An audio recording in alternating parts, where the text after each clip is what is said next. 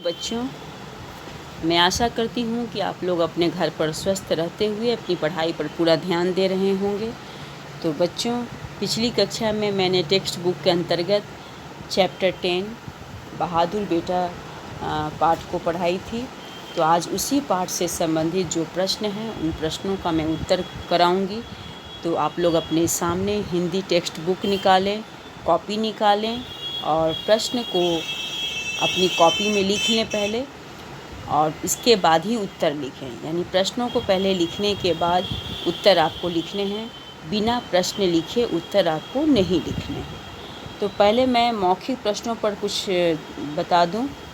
जैसे मौखिक प्रश्न है, संदीप कहाँ चला गया था, क्यों?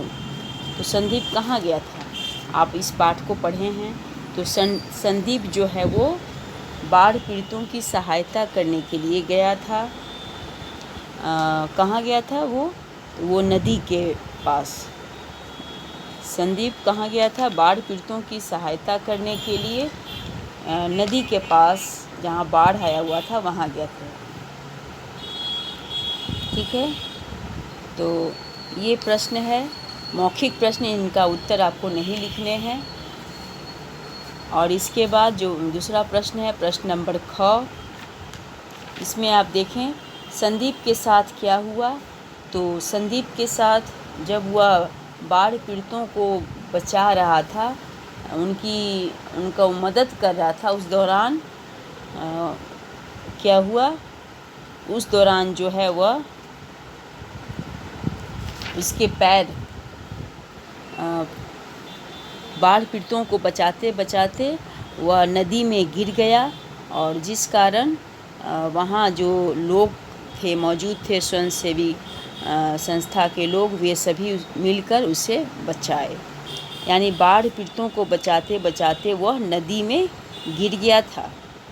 संदीप के साथ क्या हुआ? तो संदीप के साथ यह घटना घटित हुई कि जब वह बाढ़ पीड़ितों को बचा रहा था, उस दौरान वह नदी में गिर गया था।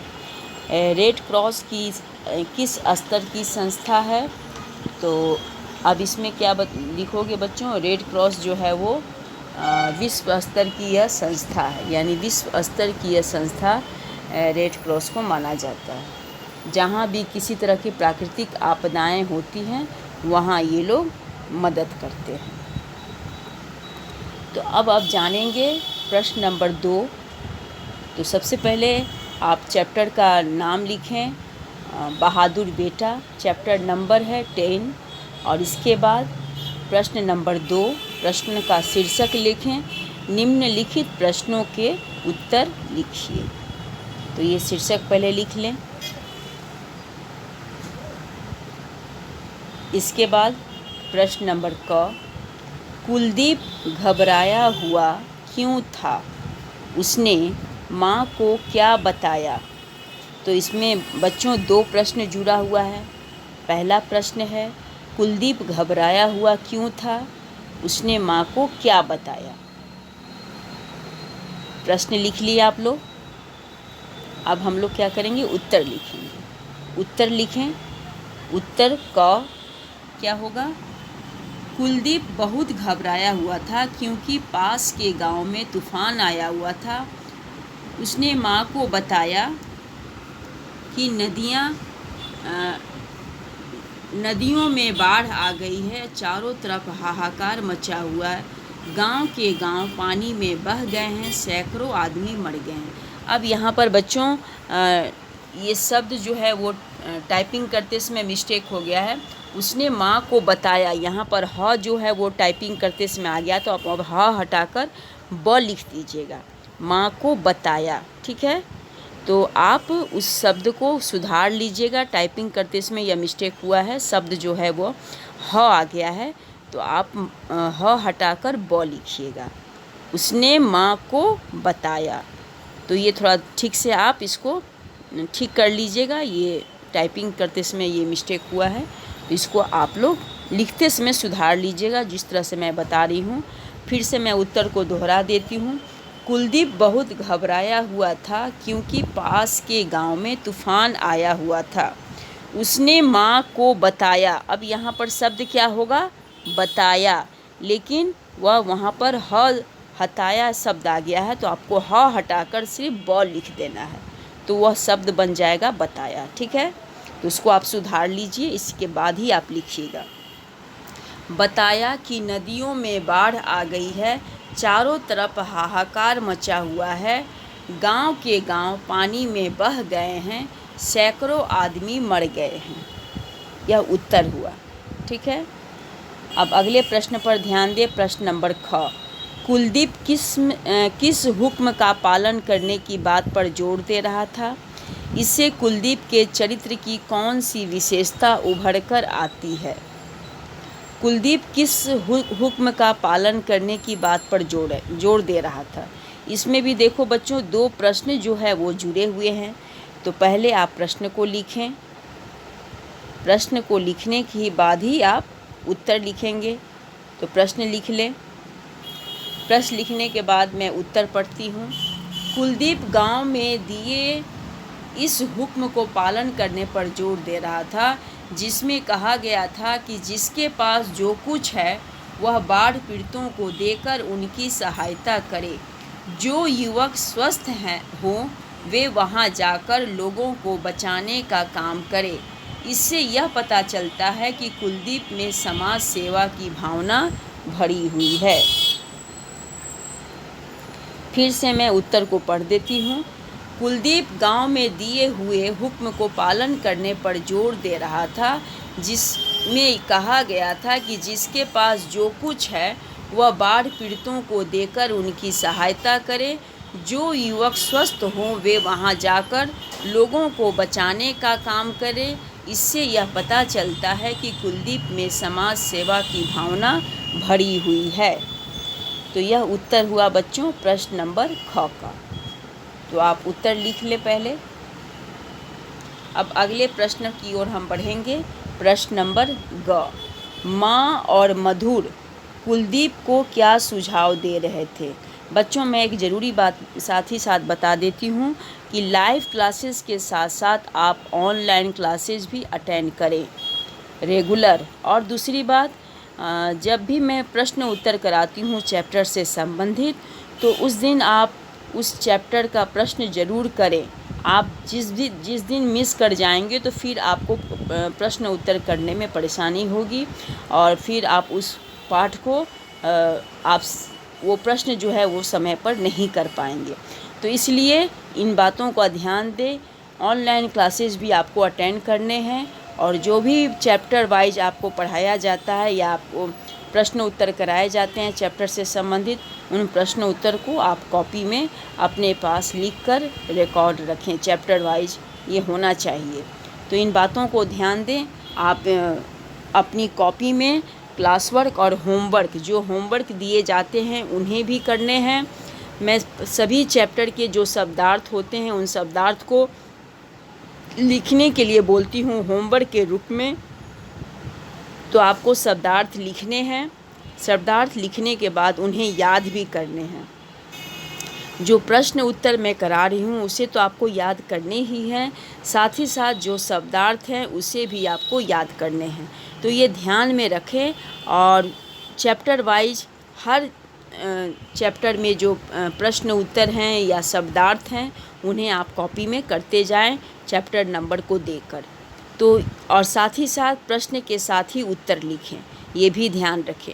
बिना प्रश्न लिखे उत्तर आपकी कॉपी में यानी बिना प्रश्न के कॉपी में आपको उत्तर नहीं लिखने हैं। इन बातों का आप ध्यान रखें, क्योंकि मैं बराबर हर क्लास में इस बात पर जोर देती हूँ कि आपको कॉपी में प्रश्न के साथ ही उत्तर लिखने हैं, जिससे आप यह समझ पाएंगे कि यह उत्तर किस प्रश्न का है और इस प्रश्न में क्या पूछा गया था और इसका उत्तर क्या हुआ था। तो ये आपको इन बातों को ध्यान में रखते हुए उसी ढंग से आपको ये चैप्टर वाइज प्रश्न उत्तर करने हैं। तो ये हो गए आपके प्रश्न नंबर ख। अब आगे है प्रश्न नंबर ग। माँ और मधुर कुलदीप को क्या सुझाव दे रहे थे? तो यह इसमें एक ही प्रश्न है, तो इसका उत्तर जो है वो ज़्यादा लंबा नहीं होगा। माँ और मधुर कुलदीप को क्या सुझाव दे रहे थे? तो उत्तर देखिए, उत्तर ग। माँ और मधुर ने कुलदीप से कहा कि तुम चाहो तो घर घर जाकर चंदा इकट्ठा करके बाढ़ पीड़ितों की मदद कर सकते हो। माँ और मधुर ने कुलदीप से कहा कि तुम चाहो तो घर घर जाकर चंदा इकट्ठा करके बाढ़ पीड़ितों की मदद कर सकते हो। यह हुआ प्रश्न नंबर ग का उत्तर। अब प्रश्न नंबर घ पर ध्यान दें।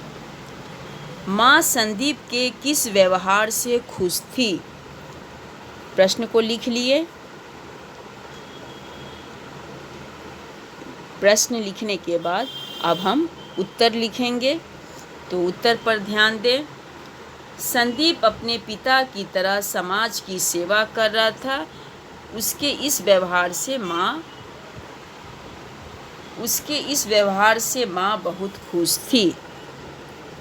फिर से मैं दोहरा दूँ, माँ संदीप के किस व्यवहार से खुश थी? तो संदीप पिता की तरह समाज सेवा कर रहा था, तो उसके इस व्यवहार से माँ बहुत खुश थी। और नीचे जो प्रश्न है, प्रश्न नंबर अंग, युवती ने माँ को क्या बताया? तो आपको ये प्रश्न को काट देने हैं, इस प्रश्न को नहीं करने हैं। तो फिर से मैं आपके सामने प्रश्न को पढ़कर उत्तर बता देती हूँ। प्रश्न नंबर क, कुलदीप घबराया हुआ क्यों था? उसने माँ को क्या बताया? तो इसका उत्तर होगा, कुलदीप बहुत घबराया हुआ था क्योंकि पास के गांव में तूफान आया हुआ था। उसने माँ को बताया। यहाँ पर शब्द होगा बताया। ठीक है, आप ध्यान से इसे सुधार लें। ये टाइपिंग मिस्टेक हुआ है, तो आपको सुधार के सही ढंग से लिखना है। उसने माँ को बताया कि नदियों में बाढ़ आ गई है, चारों तरफ हाहाकार मचा हुआ है, गांव के गांव पानी में बह गए हैं, सैकड़ों आदमी मर गए हैं।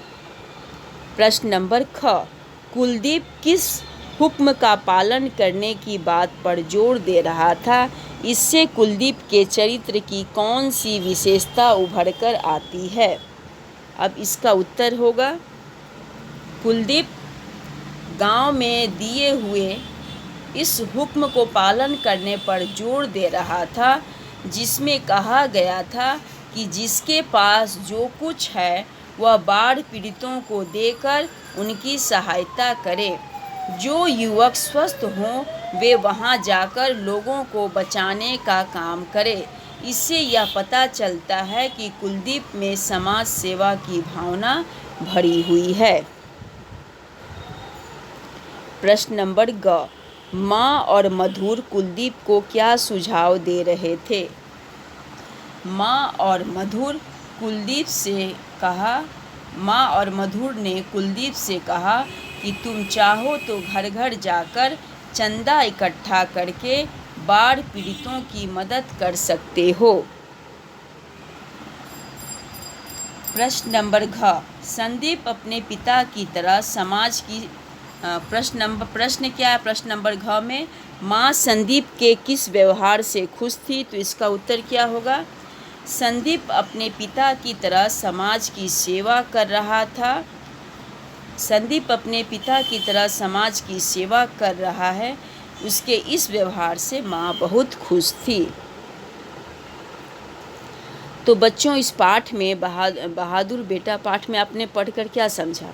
इसमें हमने यही जाना कि प्राकृतिक आपदाएं जब हमारे देश में होती हैं तो हमारा यह कर्तव्य बनता है देश के नागरिक होने के नाते कि हम सभी मिलजुल कर जिसके पास जो वस्तुएं मौजूद हों वे उस वस्तुओं के द्वारा बाढ़ पीड़ितों को या तूफ़ान से पीड़ित लोगों को या भूकंप से पीड़ित लोगों को, ये सारी प्राकृतिक आपदाएं हैं, इन आपदाओं से पीड़ित लोगों की सहायता करें, उन्हें इस आपदाओं से बाहर निकालने के लिए उनको हर संभव प्रयास करें।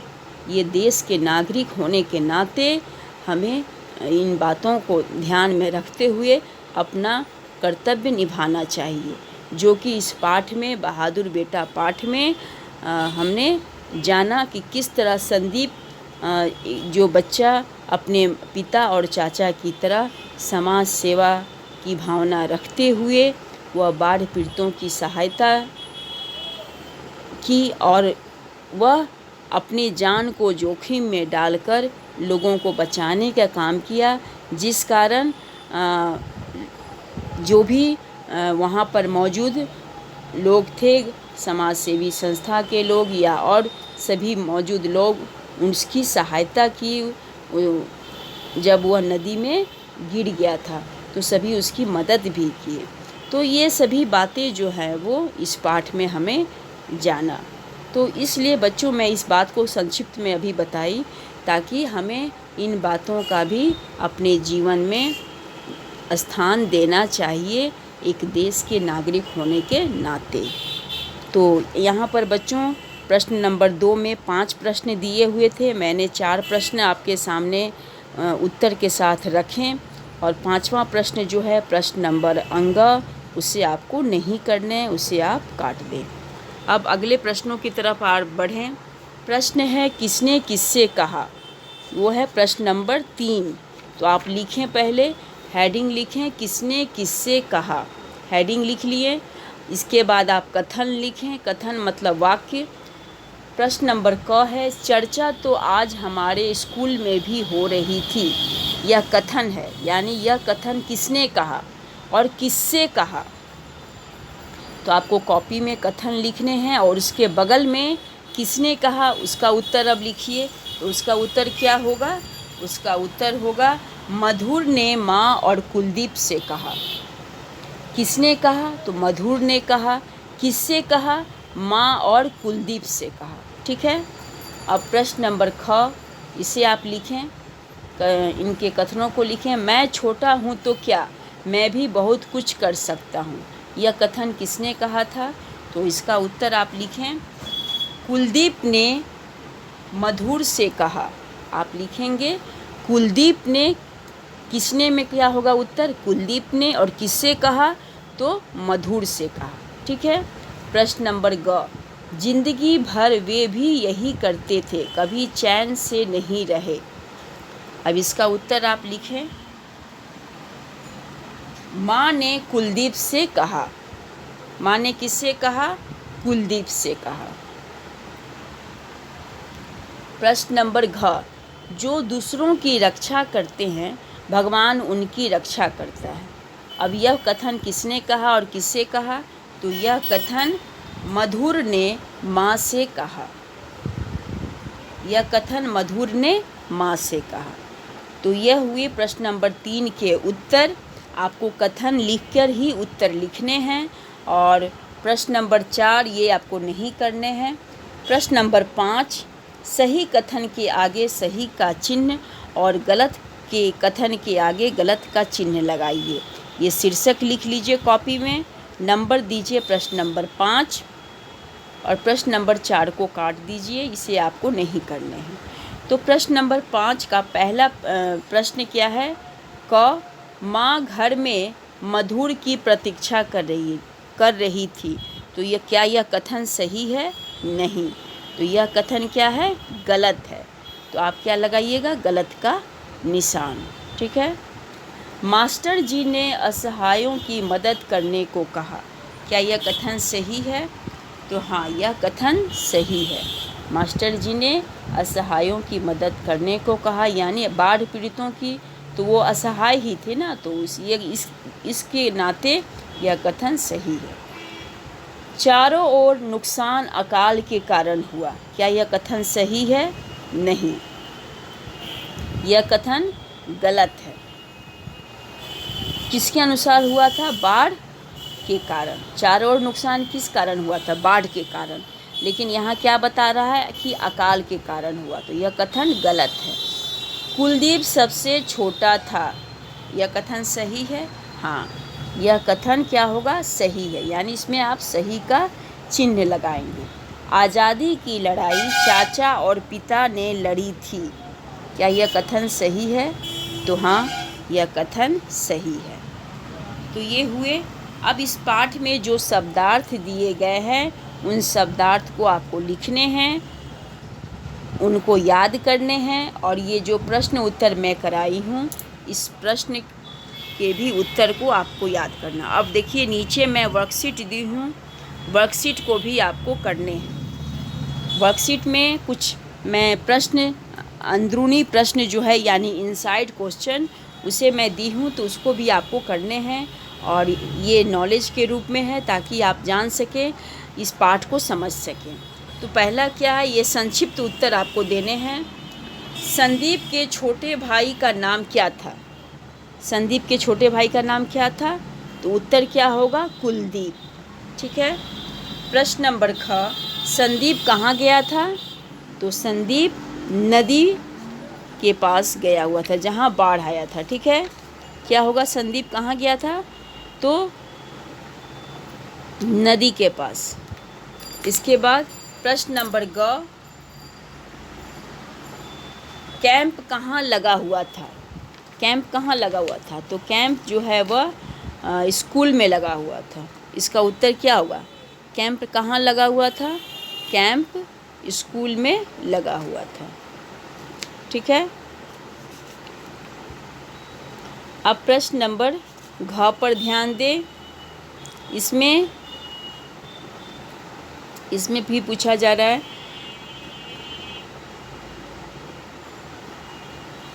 अब इसमें देखो प्रश्न नंबर घ में, गांव में तबाही और हाहाकार क्यों मचा हुआ था?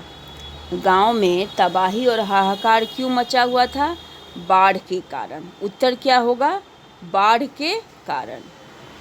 प्रश्न नंबर अंग, बहादुर बेटा पाठ किस विधा में लिखी गई है? बहादुर बेटा पाठ किस विधा में लिखी गई है? तो इसका उत्तर क्या होगा? एकांकी। किस विधा में लिखी गई है बहादुर बेटा पाठ? तो उसका उत्तर होगा एकांकी। क्या लिखेंगे उत्तर में आप?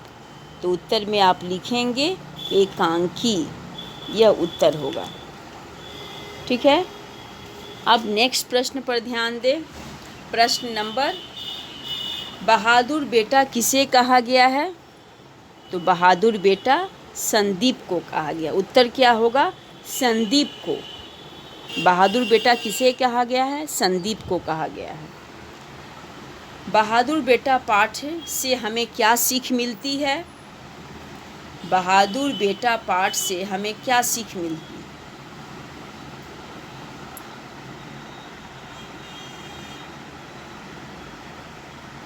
बहादुर बेटा पाठ से हमें क्या सीख मिलती है? तो बहादुर बेटा पाठ से हमें सीख मिलती है कि देश में आए प्राकृतिक आपदाओं में हमें